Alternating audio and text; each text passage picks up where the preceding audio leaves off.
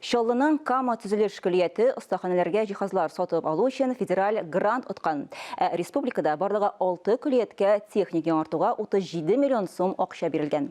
Әлігі грант мәғариф ил-күлем проектінің еш профессионаллар федераль проекты бойынша ғамәлге ашырыла, ол World Skills хөнәри компетенциялар чемпионаты беләндә тыгыз бәйләнгән. Хәзер күлет ұстаханелері юғары дәрежедегі ярышларны да уздырала.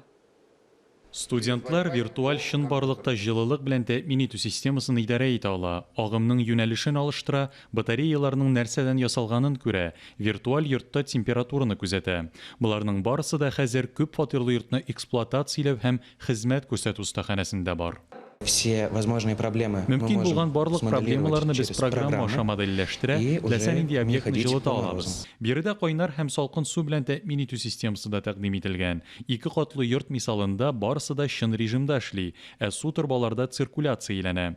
Температураны үлчәү өчен яңа приборларны студентлар практик дәресләрдә кулланалар инде. Мы сейчас можем обучать детей, обучать наших студентов.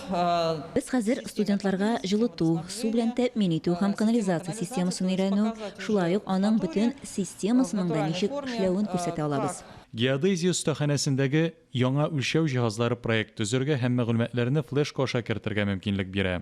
Шундый җиһазлар шәһәрнең барлык төзелеш компанияләрендә дә юк. Геодезистлар 2022 елдан башлап World Skills нормативлары буенча мәҗбүри имтихан тапшырачак.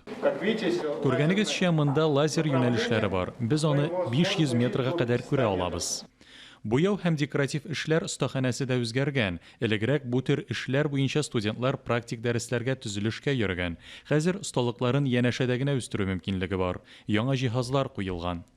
Шулай ук столяр һәм балта эше буенча остаханәләрдә җиһазлар тулысынча яңартылган. Хәзер остаханәләрнең һәрберсе World Skills ярышларын уздыру мәйданчыгы була ала. Өстәвенә бу яңалыктан студентлар гына файдаланмый. Узган ел без 305 студент әзерләдек. Шулай ук 1592 өлкән яшьтәге кеше квалификация күтәрү курсларын узды, белемнәрен арттырды.